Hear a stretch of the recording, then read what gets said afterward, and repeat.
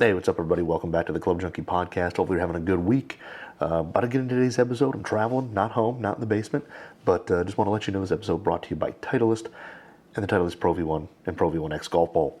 The golf season may be winding down in many places, but the holiday gift-giving season is just starting to heat up. So whether the golfers on your list are still out playing or just stocking up for next season, Titleist golf balls make the perfect gift. Any golfer will be thrilled to unwrap a dozen Titleist Pro V1, Pro V1X, Pro V1 Left Dash, or AVX golf balls because these aren't just any golf balls. Golfers know they're the very best, most trusted in the world, and that they deliver the performance they need to go shoot their lowest scores. It's what makes the number one ball in golf the number one gift, too. Make the holidays even happier this season. Learn more about gifting Titleist Pro V1, Pro V1X, Pro V1 Left Dash, and AVX golf balls, and all things Titleist at Titleist.com. So I'm down here, I'm traveling, as you can see, if you're watching this on YouTube. And if you're watching this on YouTube or want to, for whatever reason, you can look at Golf the BRX Radio on there, and I am in a hotel room. So I am traveling again. I've got travel this week and next week, and checking out new stuff. And the one cool thing about traveling and hanging out with, the OEMs and all that stuff, it's just how many cool people work in the golf world. I mean, it's just, I've said it before, people always ask, like, what's your favorite thing about working in golf?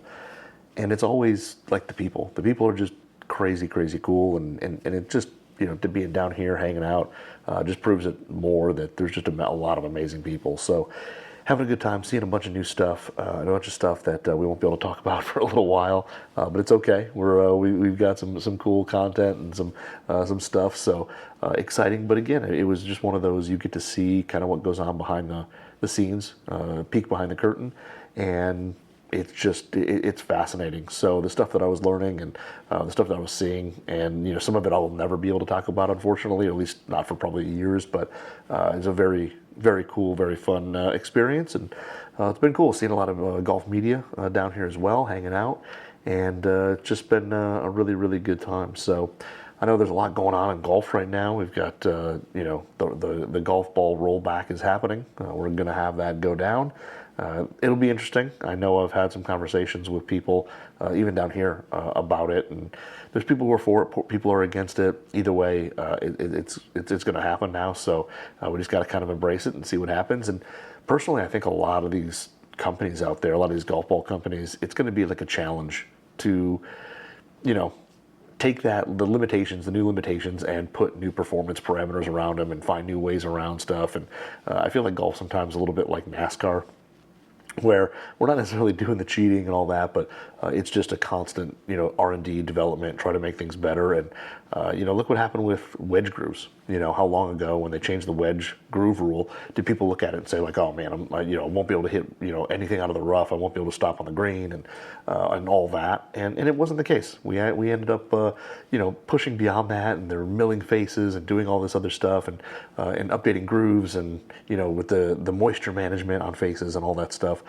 We've got wedges that spin really, really high. Now, yes, they may not spin like the old box groove from back in the day, but they still spin really, really well. And I think, the golf ball, it's going to be that same thing, where the highest speed players who may see, an average 9 to 11 yard decrease, I think by the time, you let these golf ball company, or these, these engineers and these research and development people go after it, I could see where that is cut in half, by the time things are said and done, and you give them a few years and all that, it probably will be less than that. But it'll be interesting, and I think it'll be a fun challenge for a lot of these engineers out there. And just talking to some people, today, all that, I think they're kind of in the same boat.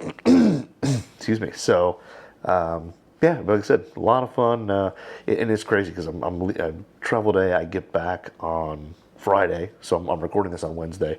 We got a full day tomorrow of stuff going on, new equipment, new products, and then I fly home Friday, and then Monday I'm back out to do it all over again, which is crazy.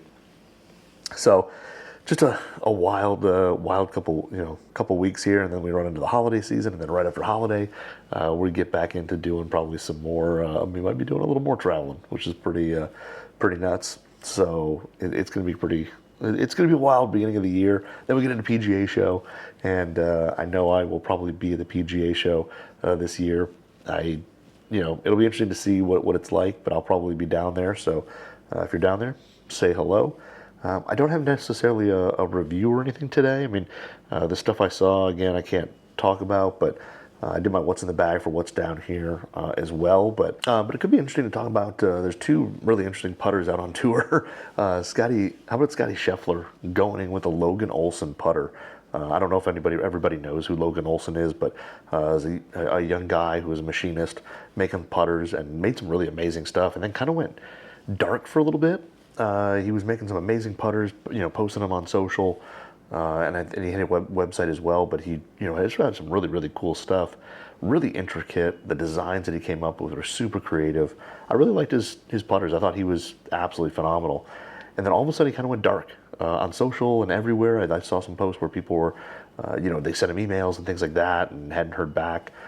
So it was pretty interesting that he kind of went dark, and then all of a sudden he pops up.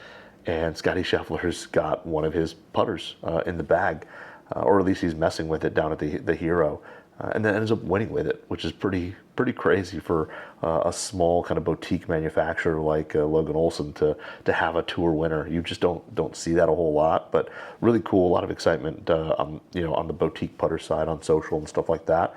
But Logan's putter or Scottie's putter, pretty interesting. I mean, he's been playing a Timeless 2 for the most part, a Scottie Cameron, Timeless 2, which is basically a Newport 2 with some slight modifications to it for a long time. He's had a few different versions of it. I know that he went to, a Spider, the Spider X Proto for a little bit, but he's had, a handful of different putters that he's messed around with lately. But, to put in this putter, I think he had new putter, new driver, new fairway, all in the bag for the Hero and wins, which is pretty crazy. But his Logan Olson Proto is pretty sweet. It's basically very similar to the Timeless 2 shape, so Newport 2, which is the more squared off body. It doesn't look, we only have a few in-hand photos, so it doesn't look crazy wide. I know the Timeless 2 is like just a little bit wider from face to back, and I think the flange is like a little bit thicker for a more solid feel. I can't tell, the flange doesn't look crazy thick, but the shape is definitely like a Newport 2 style, and definitely a little more squared off, a little more edgy. The bumper shaping is a little unique when you look at the back of it. The two outside bumpers actually slant in towards that middle flange and towards the center cavity, and then I guess what you call the shoulders, the next step up before the top line, are pretty traditional. They're pretty small, or it's pretty small on the heel side, but pretty traditional looking there. And then a fairly wide, large cavity in the back that has the Logan Olson name put on there. The really interesting thing is on the top line. When you look at the top line, it's a little bit thicker than I think the Timeless 2s are, and I'm not a Scottie Cameron expert or anything like that, but I think the Timeless 2s have a little thinner top line on them.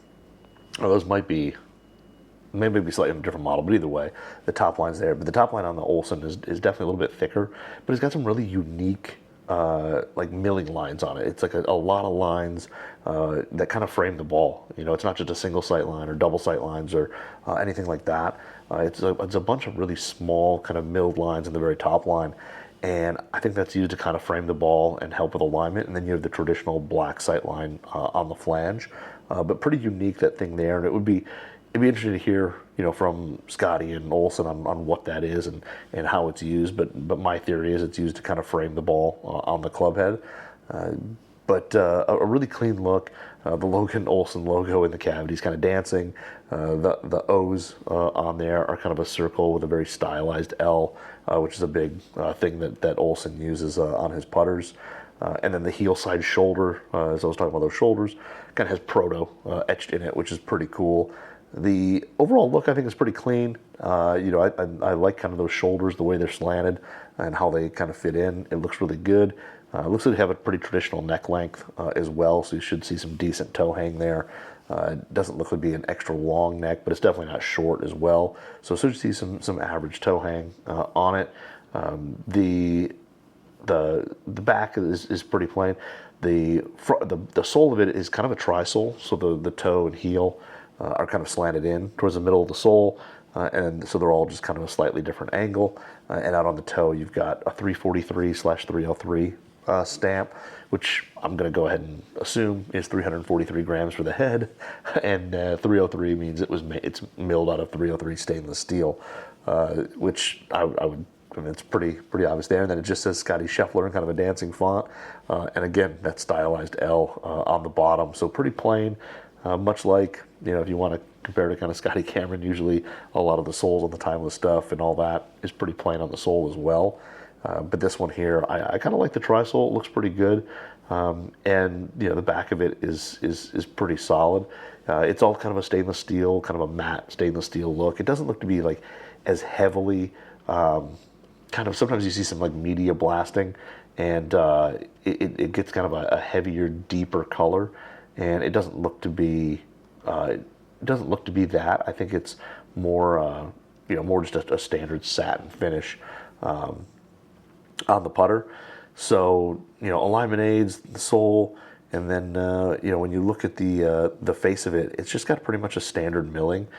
It looks to be somewhat shallower or on the shallower side, but it's just kind of that straight fly milling across. And again, you've got Olson on the front. Over near the heel with the stylized L's, the O's again. That kind of seems to be his kind of like defining feature of this putter. But overall, kind of a really simple piece. But it's pretty interesting because, he's playing it, and then he went out and won with it, which is pretty awesome.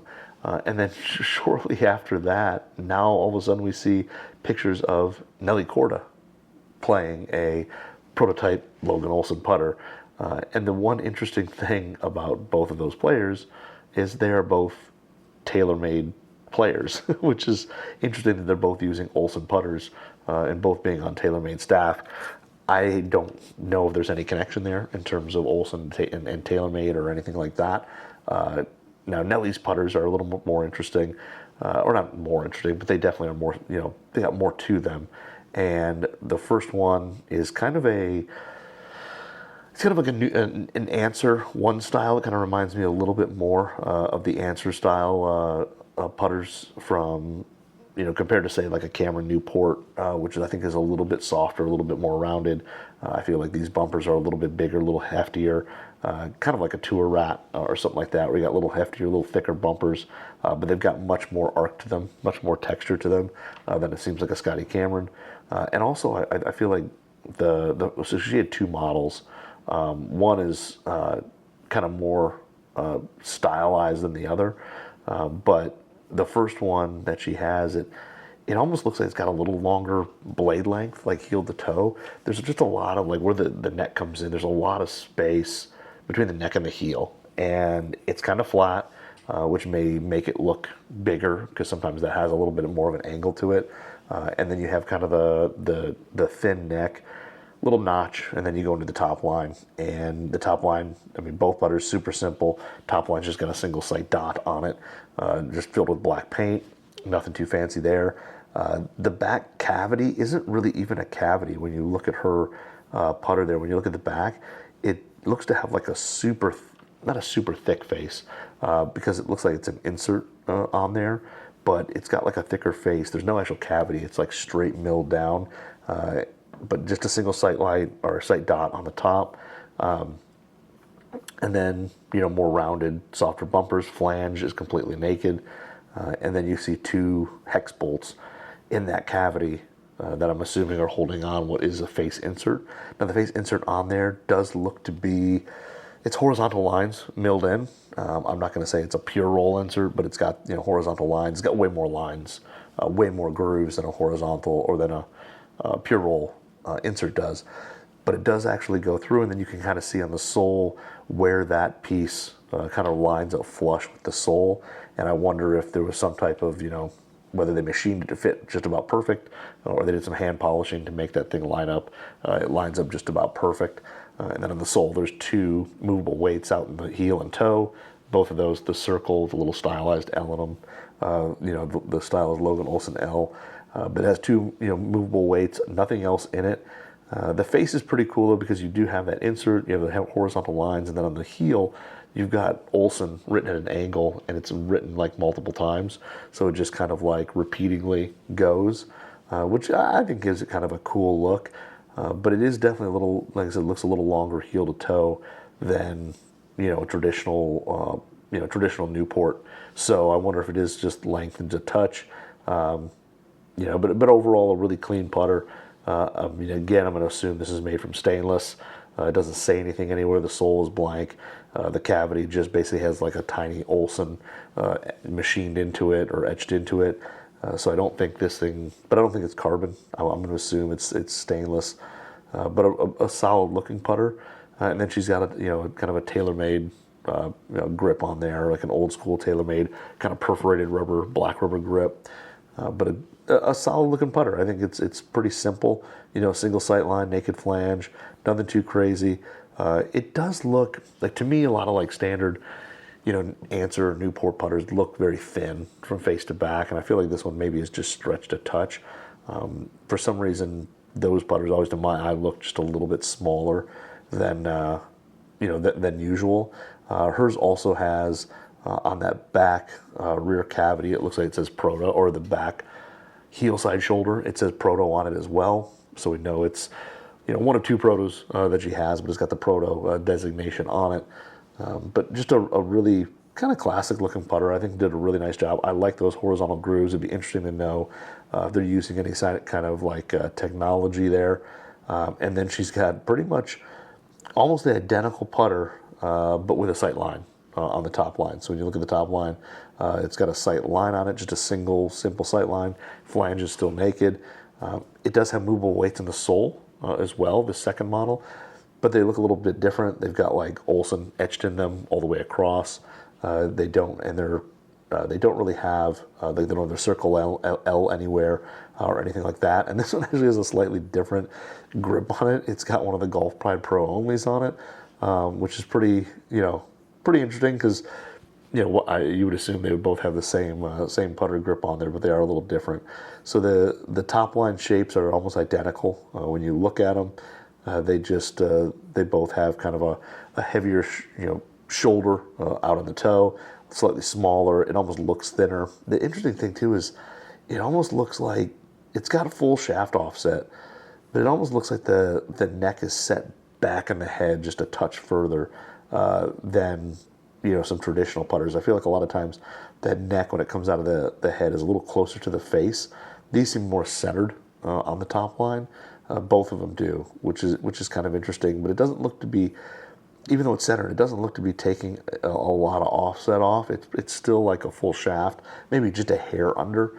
So it might take off just a little bit of above that offset out of the plumber's neck, but just a pretty simple plumber's neck on there.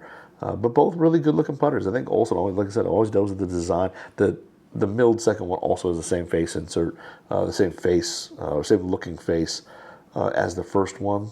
I don't know if there's any difference in terms of performance, in terms of the milling, the angles of the lines, anything like that. I don't know if anything's different, but both have the hex bolts holding it on, and both have the same Olson over the heel that's kind of etched in multiple times. But really interesting to see such a small putter maker, and I'm not saying that in a negative way. A small putter maker like Logan Olson get two putters in the hands of tour players is just really interesting. It's a very odd thing. There's a lot of really great smaller, I'll call them boutique putter makers, even though they might not be. But you have the Tyson Lambs and Mac Made, and there's a bunch of them out there. And it's interesting to see that Logan Olson all of a sudden has two putters in play, and one on the PGA Tour with a PGA Tour win, and then it looks to be he'll have one on the LPGA Tour as well, which is just it's just interesting. It makes you like is there some type of relationship there? I don't know, but it's just a very interesting thing to see such a young brand out there and winning tournaments and doing all that. It's just it's pretty cool to see. So if you haven't seen those photos, go check out golfthebrex.com. Both of them have articles on the front page, as well as there are some photos on social as well of all three putters on the Golf the Brex like Instagram. I'm pretty sure Twitter, all that. We posted a bunch about them, but pretty interesting to see 3 putters from a pretty small boutique brand in play, and kind of crazy to see Scottie win with it. I mean, it's pretty awesome too to see him to win with a putter like that, and just hope. I mean, you kind of hope that maybe it opens the door for some other smaller, club makers and stuff like that to get their products in other people's in professionals' hands, because I think a lot of times there's some really good stuff out there. It's just you don't have the access to those players on those tours, and it's hard to get those players to recognize that are making these things. So pretty interesting to see 3 of these putters out there. But we'll see. We'll see if we see any more come out. If we see anything further come out from Olson and any other players or anything like that, I don't know. But the season is still very, very early, so there's still a lot of time to see if some new putters come out. But like I said, go check out both those putters there, golf3brx.com or at golf3brx on social. They should both be there. So I know today's episode is really short. I know it's kind of like a little bit of me. I feel like me rambling, but I'm just not. When you're doing this from a hotel room, a little harder to do than when you're at home. So I'm just going to leave it at that. I know, again, it was short, but we'll get into more stuff probably next week, as well as like the weeks after that. So we're gonna have a lot of stuff coming up. I think maybe next week I'll do final what's in the bag, because I'll be home. I'll be able to. I was gonna do it tonight, but I didn't have any. I don't have my clubs with me for that. So I'm gonna do final what's in the bag maybe next week, and that way I'll have stuff to show on the camera and all that. Not that it truly matters, but I like to do that. So we'll do that, and hopefully you guys have a good week, a good weekend. If you're traveling like I am, travel safe, and if you can, follow me on Instagram at ClubJunkiePod. I'm going to try to do a quick Q&A maybe before dinner. I know we got a little bit of time, so I might try to jump on and do that. And follow me there, and wherever you're listening to the podcast, please like, subscribe, whatever, and we'll definitely get back into kind of some regular programming next week. So hopefully you guys have a good week, and we'll talk to you soon.